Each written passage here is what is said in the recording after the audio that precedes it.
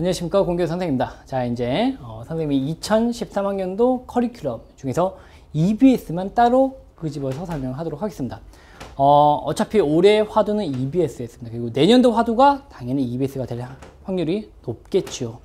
EBS의 작품들이 그대로 출제되고 EBS에 있었던 비문학 지문들이 거의 그대로, 물론 논리는 그대로, 하지만 조금 더 세련되고 조금 더 쉽게 윤문에 대해서 출제가 되었습니다.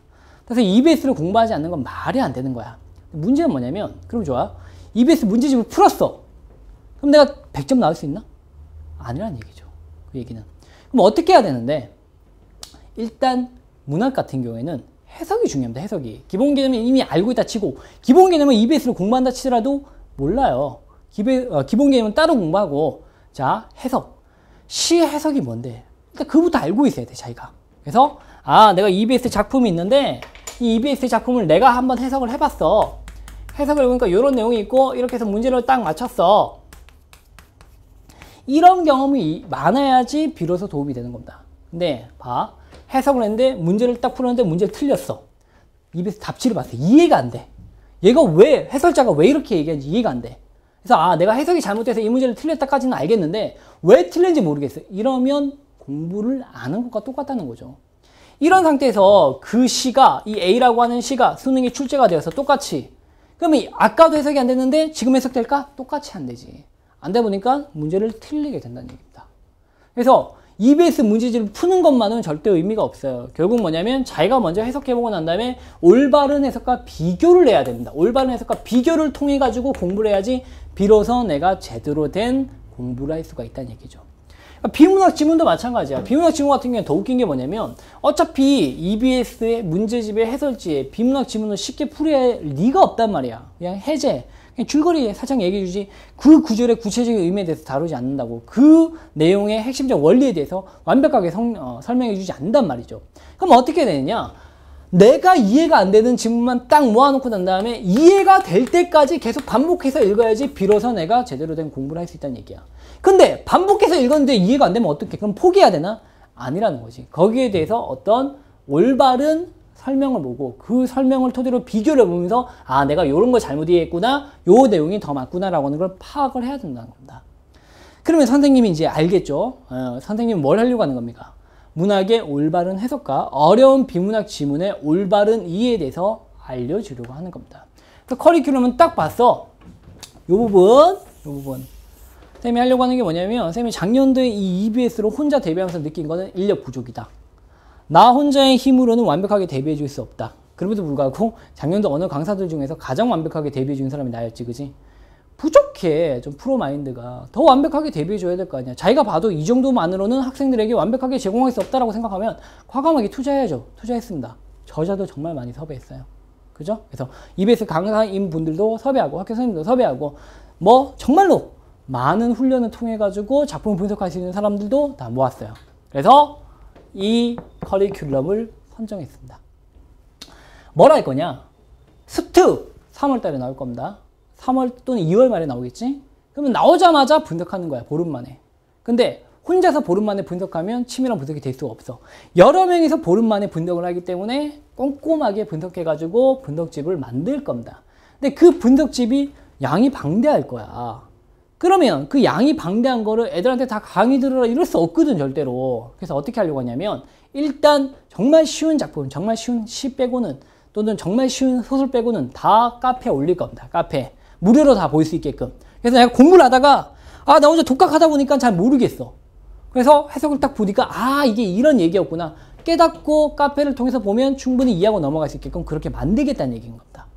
무료로. 알겠죠? 왜? 공부해야 되니까, 너희들이. 알겠지? 내가 보장해줘야 되는 것은 이런 기본적인 EBS를 보일 수 있는 시각을 길어줄 수 있는 그런 기본적인 시간만 길어주고 나머지는 스스로 공부하게 만들겠다는 거죠. 다만 선생님 입장에서는 이래요. 여러분들이 독학한다고 얘기해도 제대로 독학합니까? 안 한다는 거지. 그러니까 의지가 부족하거나 남의 도움이 좀 필요한 학생들이 있어요. 그런 학생들을 위해서 모든 걸 다 해줄 수는 없고, 그럼 내가 EBS 강사보다 훨씬 더 많은 강의를 찍어야 된다는 건데 말도 안 되고, 필요한 것들만 꼽아가지고 선정해서 강의를 하겠다는 겁니다. 아시겠죠? 그래서 인터넷 수능 같은 경우에도 필요한 것만 꼽아가지고 강의를 하고, 대신 웬만한 작품들을 다 분석해서 올려줄 테니까 비교 파악해보라는 얘기야. 그렇게 공부하면 된다는 얘기야. 비문학도 어떻게 하냐? 어려운 비문학 지문이 있고 쉬운 비문학 지문이 있어요.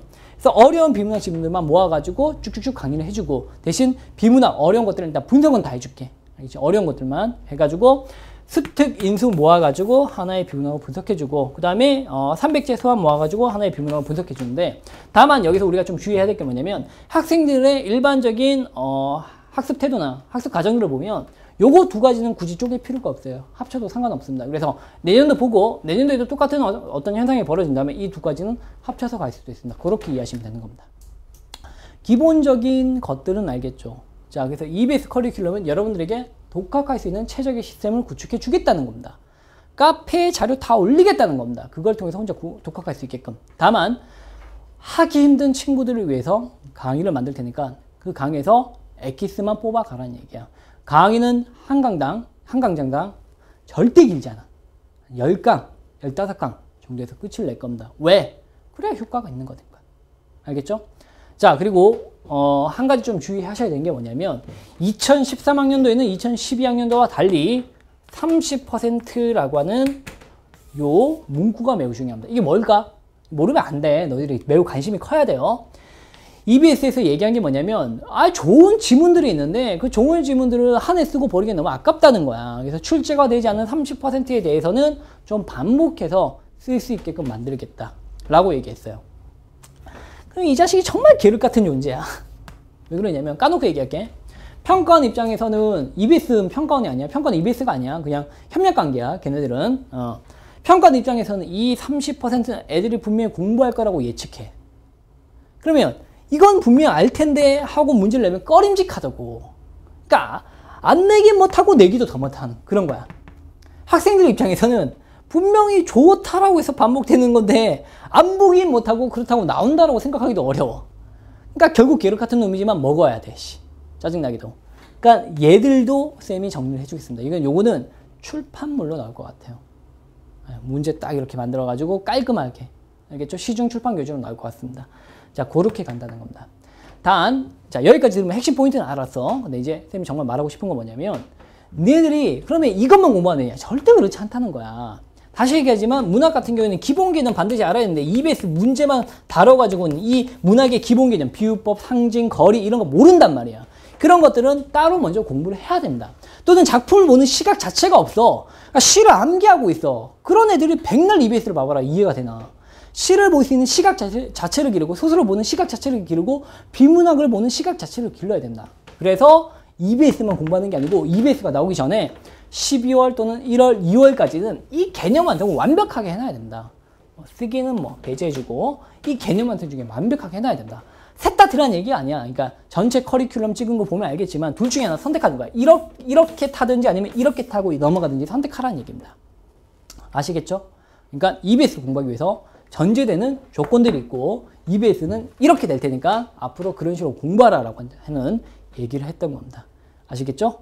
자, 여기까지 하면 모두 끝이 난데 마지막 딱 한 가지만. 그러면 EBS 공부는 이것만 끝이 나냐? 그건 아니고 어차피 똑같이 내년에도 수능에 EBS가 출제가 될 테니까 파이널 때 한 번 더 정리해 줄게요.